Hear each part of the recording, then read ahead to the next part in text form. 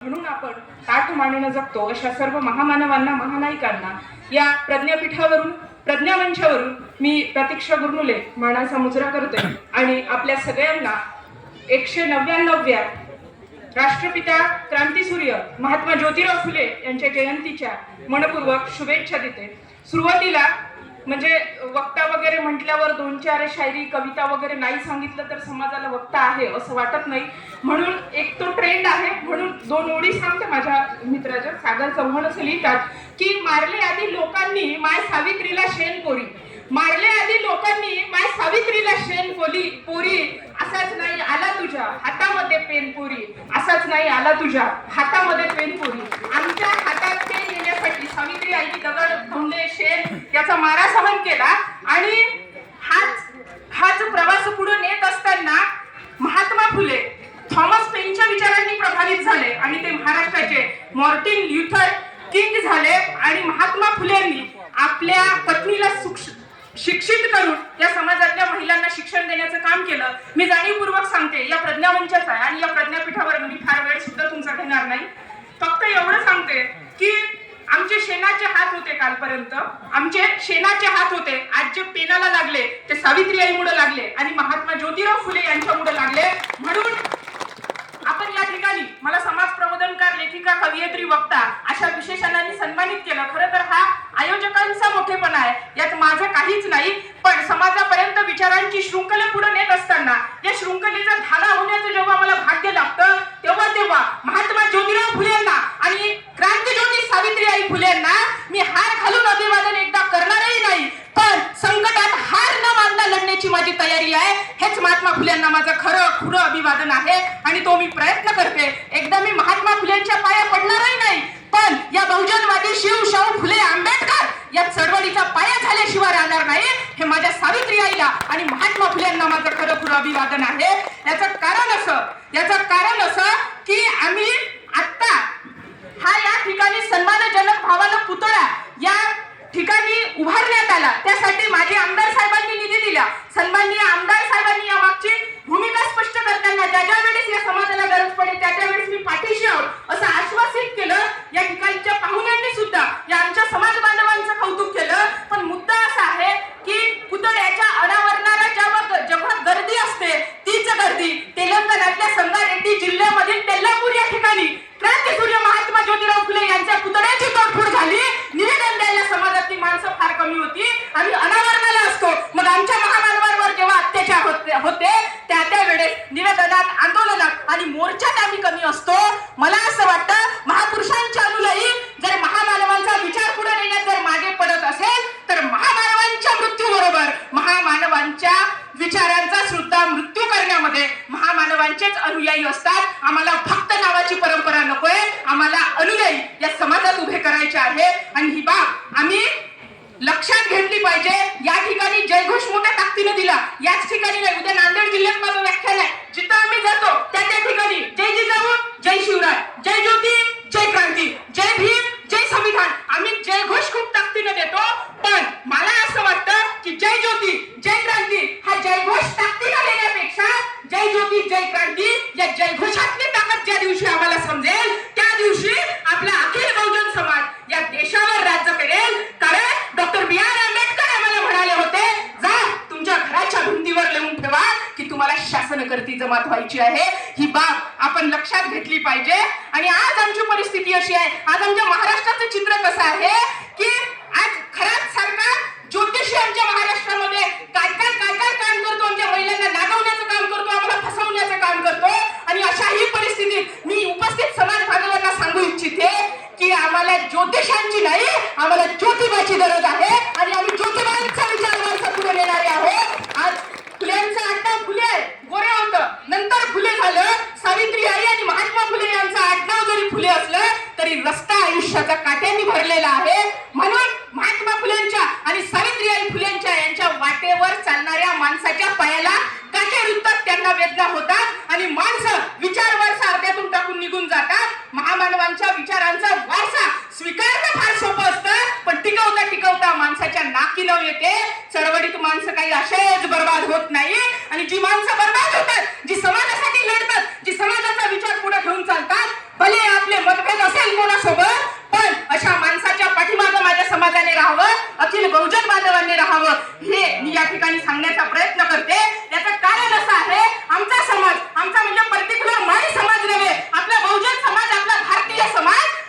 महानायकांना पूजतो आणि महानायकांवर जेव्हा अन्याय होते तेव्हा तोंडात बोट घालून मूठ गिळून गप्प बसतो.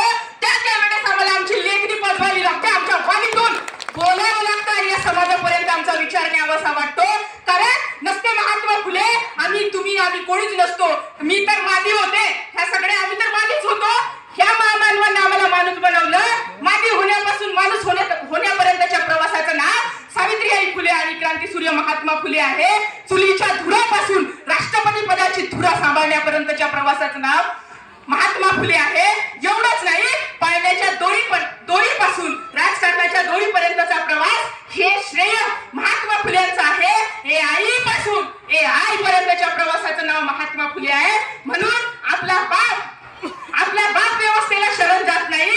आणि खरंच जर आपण महामानवांचे अन्यायी असं जर आपण मानत असू तर छत्रपती शिवाजी महाराज असेल, डॉक्टर बाबासाहेब आंबेडकर असेल ज्यांची 135वी जयंती आता येत आहे, शहीद भगतसिंग असेल, राजमाता जिजाऊ असेल, सावित्रीबाई फुले असेल, कोणत्याही महामानवावर जर अन्याय होत असेल तर अखिल बहुजन बांधव या अस्मितेला आपण एक व्हावं असं मी या ठिकाणी सांगण्याचा प्रयत्न करते. मी तुम्हाला 5 मिनिटं मागितले होते, बस याच्यात फक्त 2 मिनिटं मला पाहिजे या समाजाचे. घेऊ का?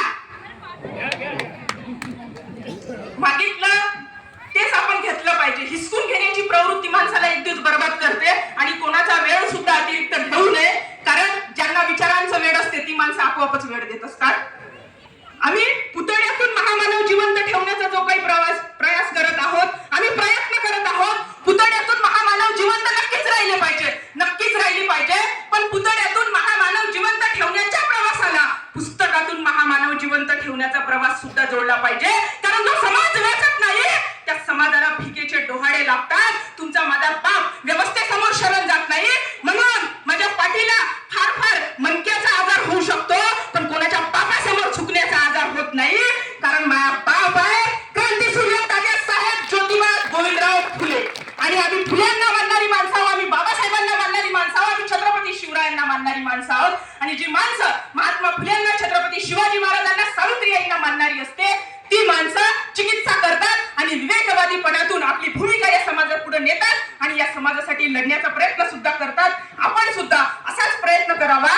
आपला बाप काय करत होता माहित आहे का? ज्या बापाच्या पुतळ्याचं अनावरण झालं, आपला बाप द टाइम्स नावाचं वृत्तपत्र वाचत होता.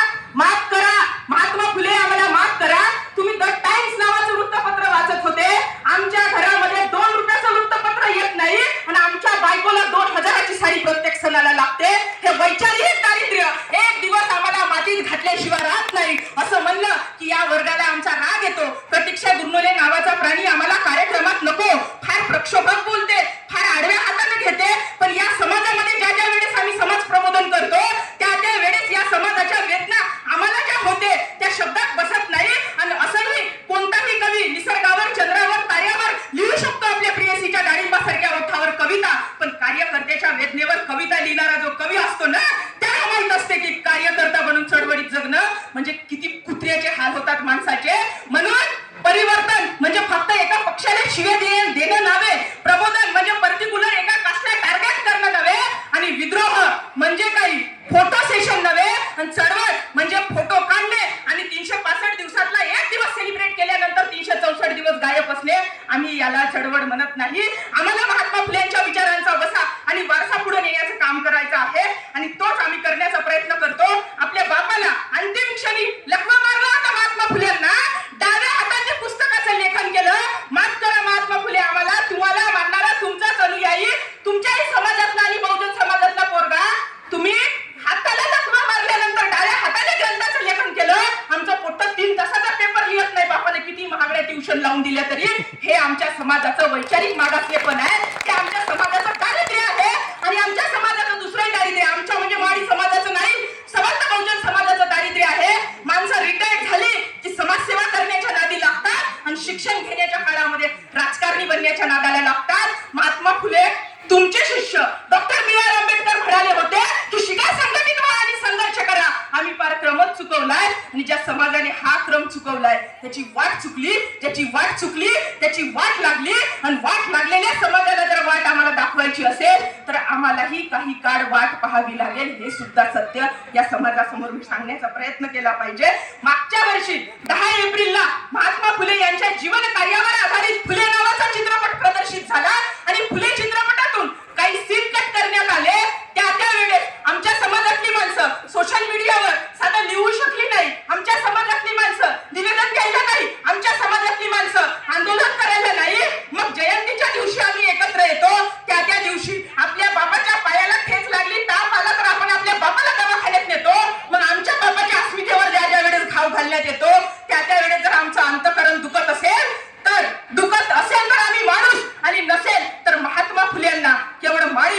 समजू शकलात, माणूस म्हणून समजू शकला नाही. आणि महात्मा फुलेंना जर समजून घ्यायचं असेल तर माणूस म्हणून समजून घेण्यापेक्षा माणूस म्हणून समजून घेणं अत्यंत गरजेचं आहे, अत्यंत गरजेचं आहे. ती निकडीची गरज सुद्धा आहे, हे सुद्धा मी या ठिकाणी सांगितलं पाहिजे. ही गुलामगिरी आम्हाला खतम करायची आहे. तेव्हाही होती, आताही आहे. माध्यमं बदलली. आम्हाला नेतेगिरी, भाईगिरी, दादागिरी यापेक्षा या समाजातली गुलामगिरी खतम करायची असेल, संपवायची असेल, आम्हाला आता तलवारी घेऊन शिवाजी महाराजांसारख्या मावळ्यांसारखं लढायचं नाही. आमच्या हातातली लेखणी आणि आमच्या समोर असणारा माईक, आमची वाणी हीच या समाजासाठी शस्त्र आहे. म्हणून तुम्ही कोणत्याही पक्षाची असा, संघटनेशी असा, पण सत्याला सत्य म्हणत राहा. कारण जर तुम्ही महात्मा फुलेंचे अनुयायी असेल तर महात्मा फुलेंनी आपल्या आयुष्यामध्ये सत्याला प्रथम प्राधान्य दिलं होतं. आज सार्वभौम भारत आहे आमचा. आम्ही अखंड भारताचे स्वप्न पाहतो, अखंड भारताचे स्वप्न पाहतो. पण महात्मा फुलेंचा अखंड आमच्या घरात अजूनही नाही. हे आमचं दारिद्र्य आहे आणि हे आम्ही समजून घेतलं पाहिजे. किती मोठ्या मोठ्या बाता झाडतो आपण आणि साधा सिलेंडर आम्हाला मिळत नाही. शिक्षण, आरोग्य, पाणी ह्या आमच्या मूलभूत गरजा आमच्या आज पूर्ण होत नाही. आणि आमच्या गोष्टी चंद्रावर जाण्याच्या आहे. जर चंद्रावर जाऊन किंवा तिथं संशोधन करून जर आमचा समाज प्रगत होत असेल, पर्टिक्युलर मोजून किती लोकांचा विकास झाला ह्याचं सुद्धा आकलन, वाचन, चिंतन, मनन या समाजाने केलं पाहिजे. हे सुद्धा सांगण्याचा प्रयत्न करते.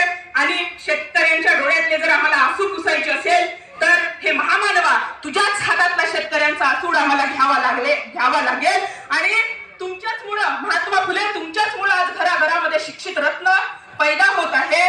पण आज महात्मा फुल्यांनाच या देशामध्ये भारतरत्न नाही. मान्य आहे, आता उचलून धरल्या गेली ही मागणी, पण महात्मा फुल्यांना भारतरत्न नसेलही. कारण महात्माजी फुले तुम्ही भारतरत्नापेक्षा मोठे आहात. म्हणून तुम्हाला विश्वरत्न डॉक्टर बाबासाहेब आंबेडकरांनी गुरु मानलं. हे महात्मा ज्योतिराव फुले यांचं मोठेपण आहे. आणि इतकं सगळं सांगत असताना मला असं वाटते की मी थांबलं पाहिजे.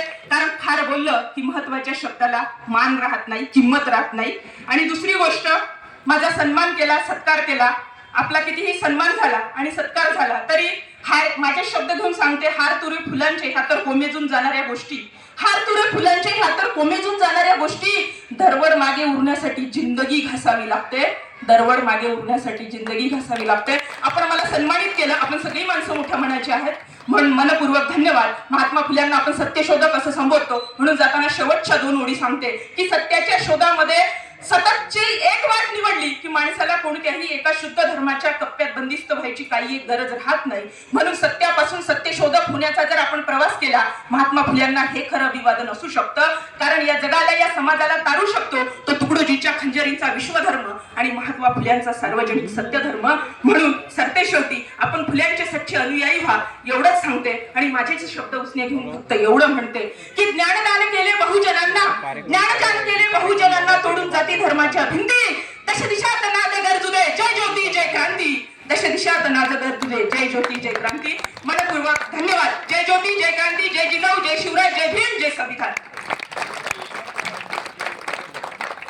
धन्यवाद ताई, ज्यांनी आपल्या वाणीतून मानवांचे विचार आपल्यापर्यंत पोहोचवलेले आहेत.